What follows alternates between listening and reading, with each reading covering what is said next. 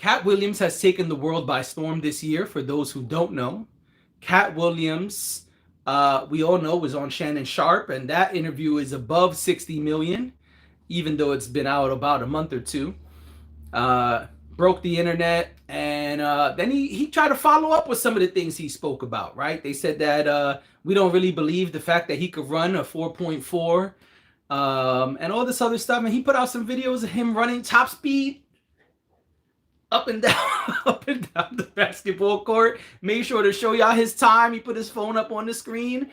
And yeah, he's been trying to make sure that he challenges the things that people have been saying, or rather that he responds to the people challenging the things that he's saying. And so Katt Williams, but he did it though. LOL was funny. Yeah, Katt Williams did. You know, he did show on the court him running back and forth.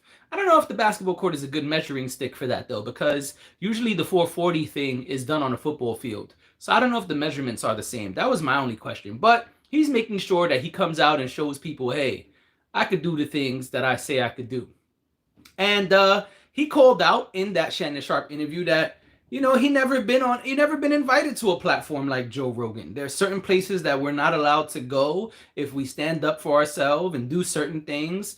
And it seems like Joe Rogan and his people heard that, and they invited Katt Williams up there.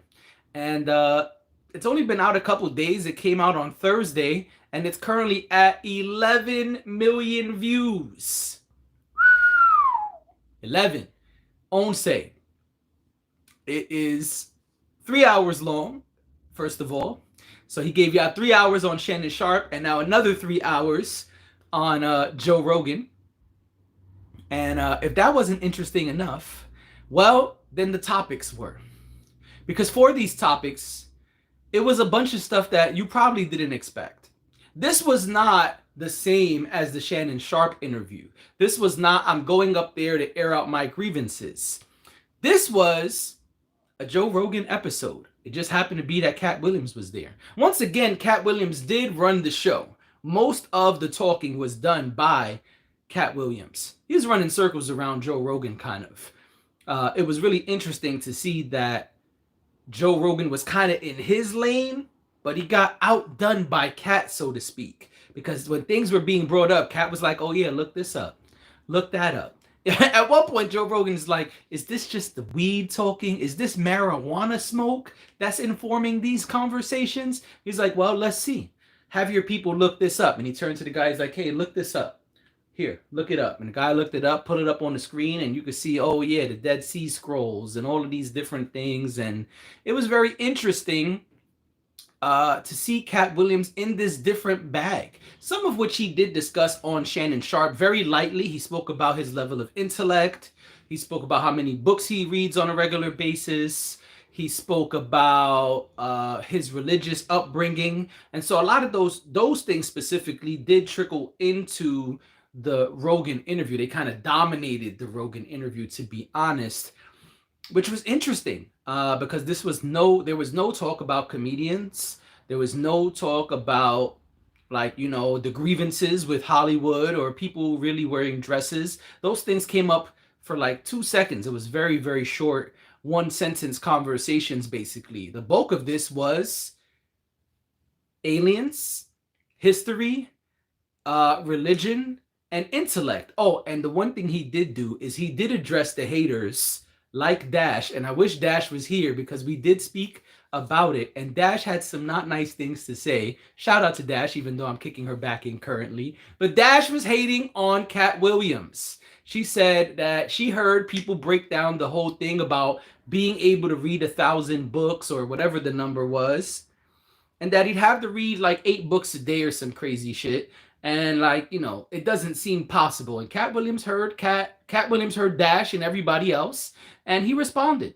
And he broke that down too. He said from the age of like 8 to 12 years old, I think it was, he wasn't allowed to go outside and play. He wasn't allowed to watch TV. He wasn't allowed to do anything but read. And so all he did was read. He speaks about how sometimes the books he was reading, even though they were very large books for someone of 8 to 12 years old, that sometimes he would get a book that needed another book to kind of cross-reference the things that he was saying. So he would get a book and then say like, oh, okay, page 12 is referencing something that he's not really sure about. He'll go get the book about that, and now he's got two books, and he's simultaneously going back and forth between the two books. So really, he probably read more than that because he needed kind of an index or resource to go back to kind of make sense of the things he was reading, because at that young age his mind, although he was very smart, couldn't fully understand everything he was reading. And the example he gave was like the Three Musketeers. He's like, the Three Musketeers kind of threw me off when I read it. I actually read it like 2 or 3 times because at that young age I was like, wait a minute, did this really happen? Because they're giving some very intricate details in this 250-page book, but I'm not sure if this is what really happened. So yeah, so he addressed that. But most of this interview was about aliens, religion, and history. And that was cool for like an hour or hour and a half. But it never stopped.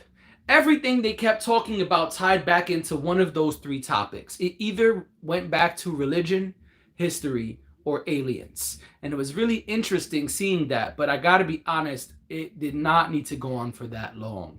It's 3 hours of that. Just that. Which, if you're a Joe Rogan fan, that's the Joe Rogan default, right? Joe Rogan, that's the type of stuff they talk about up there very often.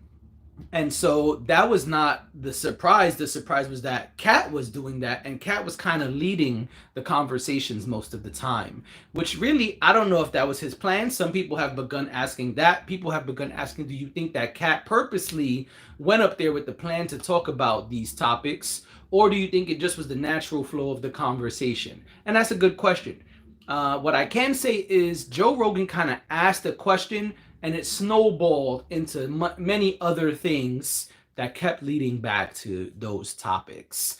And so Katt Williams is speaking about religion, and a lot of it, how he, grew up religious and read the Bible, but later went on to read about all of these different religions and all of the things that the religions are saying. If you pay attention, he speaks about history. If you look back certain points in history, it's clear that civilization was much more advanced. David says, I think everyone is looking for Katt to give them a Shay interview, but I don't think Katt likes to do, but you think like Katt likes to be unpredictable.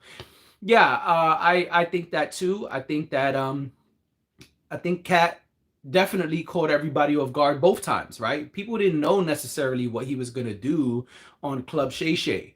And I think people are tuning into this Rogan interview looking for Katt to do the same thing. And he is being unpredictable. And that's true. The question is, and that's what some people are asking, is this the plan? Did he plan to go on Rogan and talk about these things? Or was it kind of just the free flow of the conversation? I don't put either one past him. I'm going to be honest. I don't think it's impossible that Katt planned all of this. I don't think it was impossible for him to say, I'm going to go up there and speak about these specific things and purposely not talk about any of that stuff. Also, I think there's a lane where I got it off my chest already. I already spoke about whatever I needed to talk about on Club Shay. It's off my chest. I've said what I had to say. I don't really need to keep talking about it. I think that's also possible. And Katt likes a challenge. I think it's possible Katt went up there and thought, I'm going to talk about all the shit they talk about on Rogan. I think he did his research about Joe Rogan podcast and came with the knowledge. Also possible. Oh, another one. I think he may have an idea to throw people off, but he just free flows after.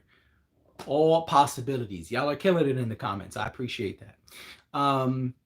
Yeah, I was gonna say I don't put it past him that he came up there and kind of, like y'all are saying, did the research and knows the platform that he was going on and was like, you know what? Not only am I going to go up there and give the Joe Rogan kind of episode, but I'm going to try to stump Joe Rogan.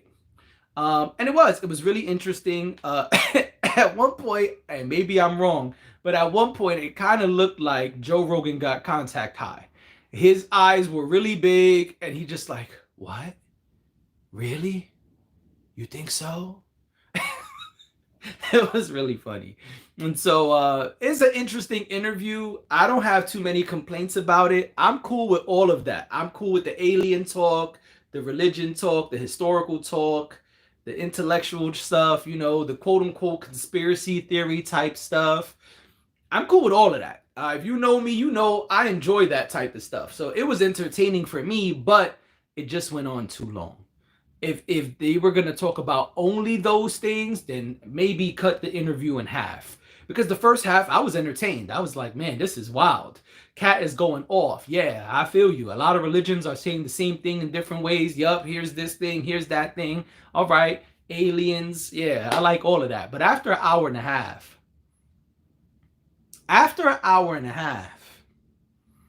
Dr. Umar style, one more time. After an hour and a half, enough was enough. Like, player, how long we gonna talk about these same three things? Because even when they changed topics, it was like, oh, but did you hear what they're doing with cars right now? Did you hear about the fact that if you have a computer in your car, which most cars do, then they can shut down your computer from anywhere in the world? It went back to tech, history, excuse me, not tech, it went back to history, aliens. It's like, all right, fam, everything is gonna lead back to this. All right.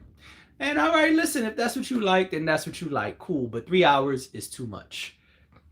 It's way too much. Sometimes it's like, all right, know when to draw the line and move on. And that's what I'm going to say. I'm going to move on because I don't want to bore y'all with 3 hours either. And I ain't got 3 hours for y'all.